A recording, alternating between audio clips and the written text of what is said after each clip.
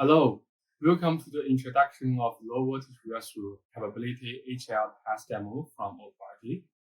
It is obvious that for the simulation plant which connects to a real physical controller, the simulation has to be as fast as possible.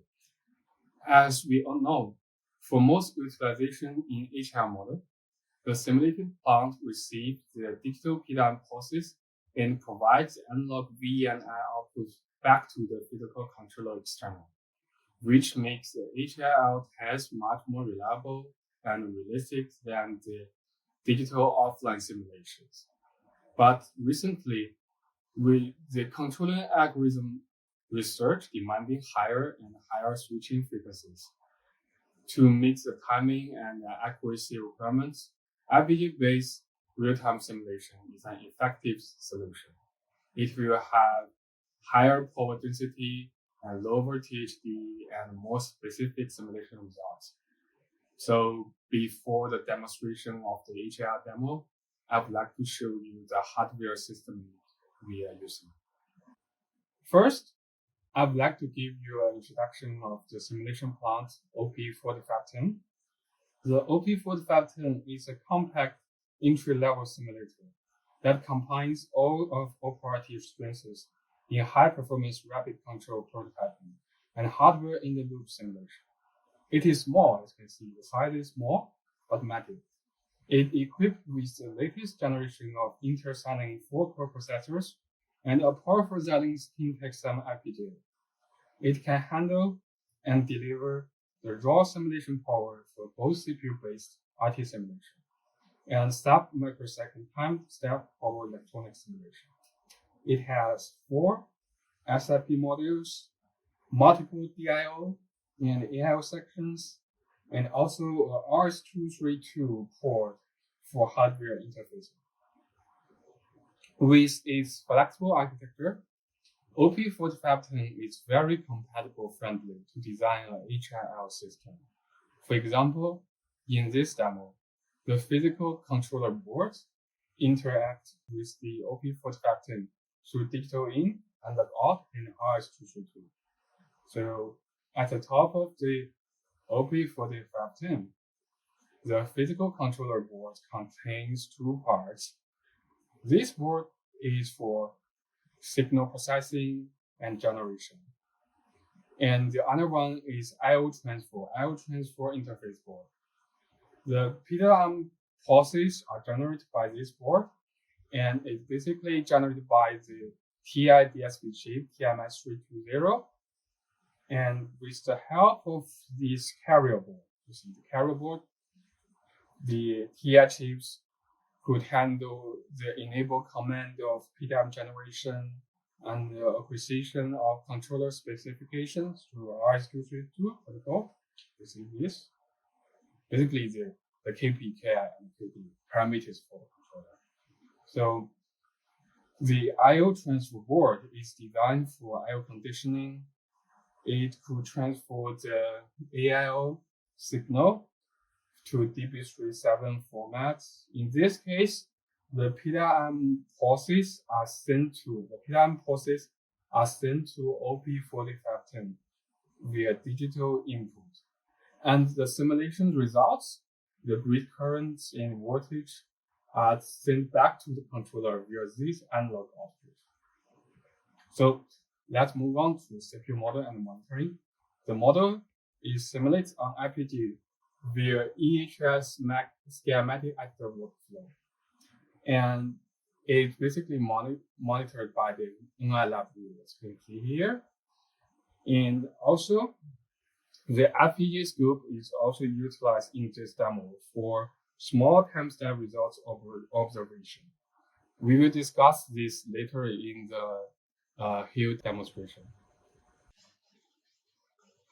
So let's move on to the model description on Rtlab. As you can see here, the model is already compiled to Rtlab. So I will just simply edit the model. You can double click on the model, edit it. And so here is the top level of the model. If you guys are familiar with the Rtlab model, you will know that the blocks and components in Simulink have to assign to different subsystems for Rtlab simulation. So this one is the SC console, and which is basically managing the signal monitoring and parameter settings for simulation in real time. And the other one is the SM subsystem, which basically for the model computing and signal routing. So, okay, let's go inside the SM. As you can see here, we have lots of blocks in the SM subsystem, but it can be divided into three main parts. So the first one is the EHS64 section. Let me zoom in. This part is the EHS64 blocks, and this is for the EHS outputs calculation and routing. So we have voltage here, PCC current, and the calculate P and Q. And this is for the scenario control. We will discuss this later in the schematic editor in EHS. This is basically managing the low voltage read-through, and it controls the parameter size for the resistance. And this is the CPU voltage for the source. So here goes to second part, the asynchronous serial controller settings. The asynchronous serious communication part basically is for enable the PWM generation and also the data acquisition of physical controller.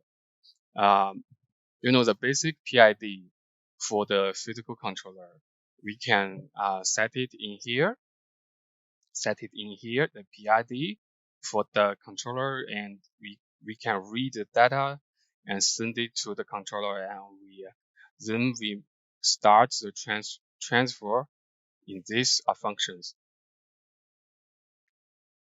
And here is our Rtlab asynchronous serial communication controller part. Let me show you something. Inside, we can put some data sets, stop bits, and some basic settings. And the third part is almost the rest of the blocks in the SM subsystem. This is for the data logging and recording. You can see here.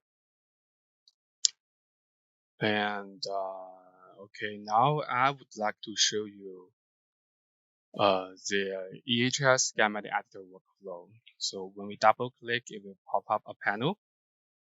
If you guys are familiar with the previous or SPS workflows in power system workflow, you will see this panel is very much different.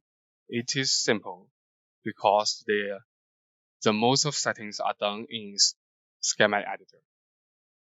So let's see what's inside. When you click edit, you will have a basic layout of this schematic editor.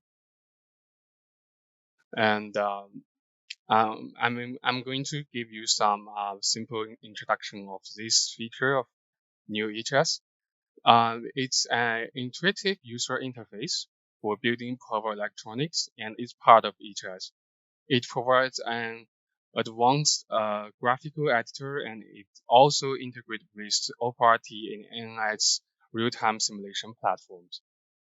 So let me show you the first part, the first feature of Black. The first one is it easily integrates power electronics with drag and drop components. So here is the lab browser. You can see we have a lot of libraries in here.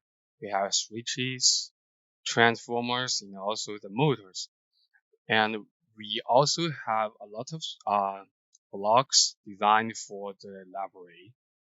You have ideal switch breaker, LVDT with anti-parallel diode, and also we have a 3-level NPC arm designed for you.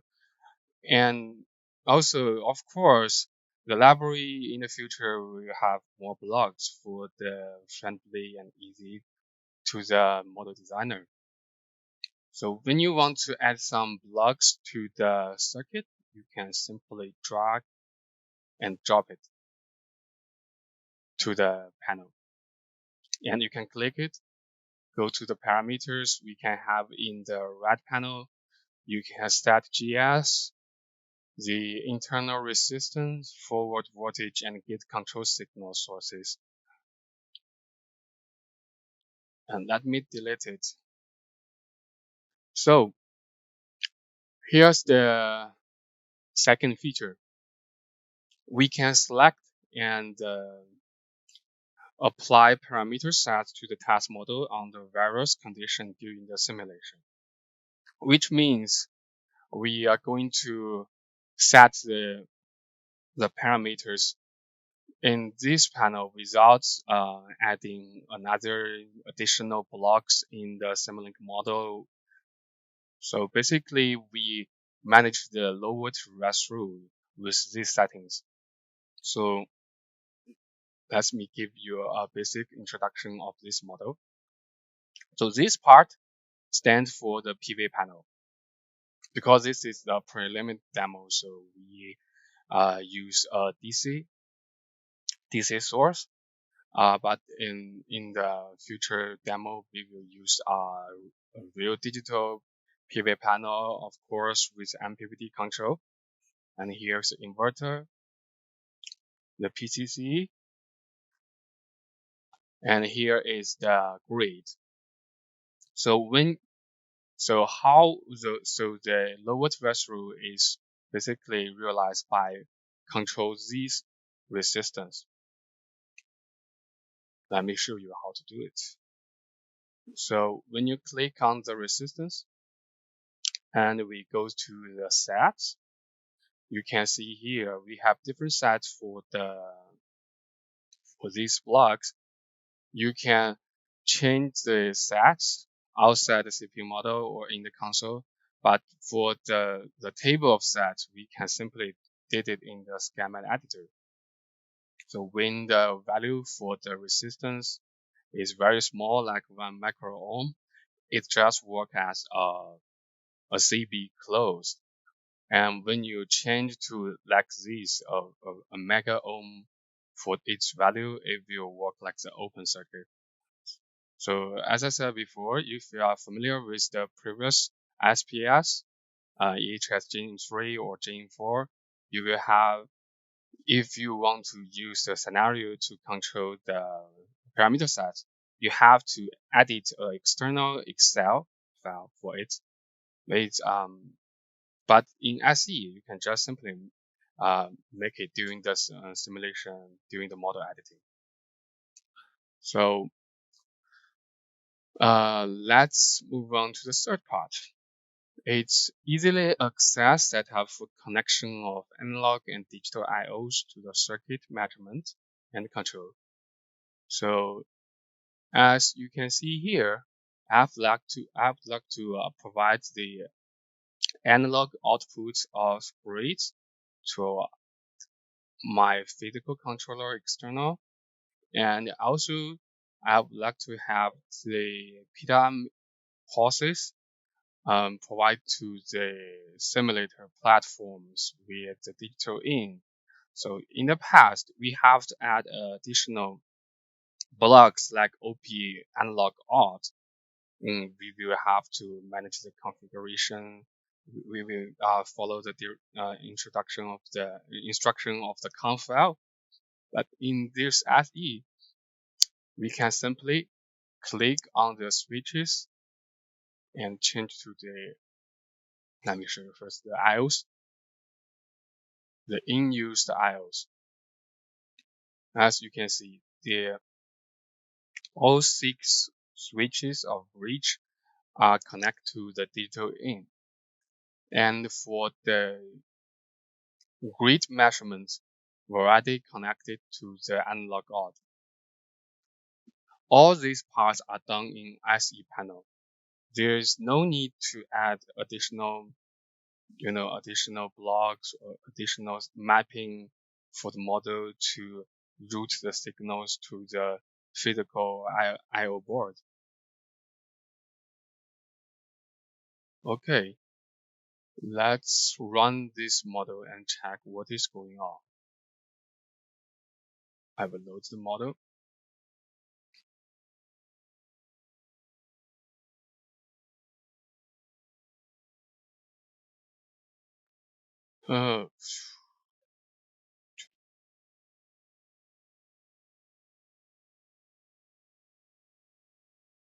Sorry, it will take some time.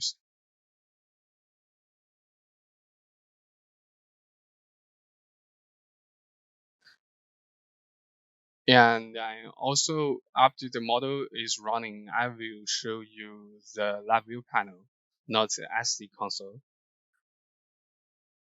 The Rtlab is enabled to using Rtlab NI lab view panel for the signal monitoring.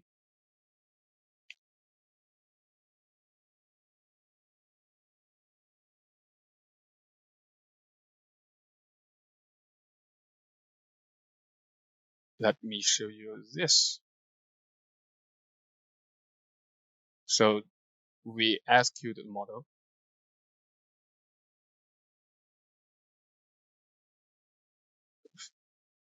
The first, we will read the data from the CPU model via the RS-232. And after the PID parameters are increased, I will start the PWM waveform transfer. So as you can see here, we are going to have the PCC arms voltage, current, and P and Q.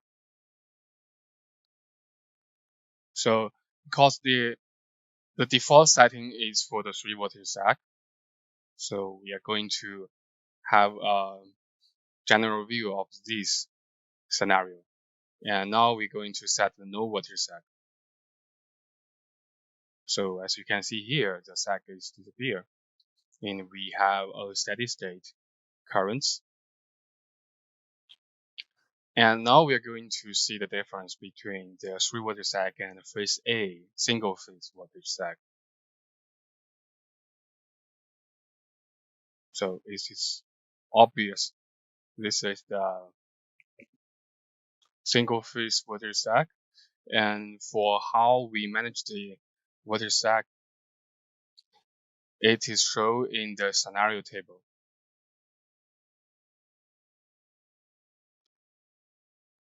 And now I'm going to show you some fancy feature of the Rtlab. It is the FPGA scope. The first, we double click on the scope view,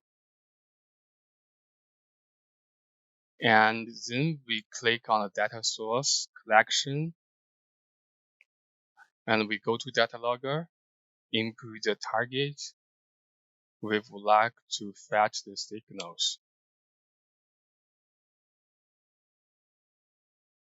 And we will have the analog outputs and digital inputs. In this case, normally, if we want to observe the, the I/O card performance, we have to connect, the external oscilloscope. But in this time, we can have a basic overview of the performance of these AO and DI cards with this FPGA scope. I will show you the analog first phase and digital in the first channel. I will also add a ratio to make the observation more obvious. So let's supermode.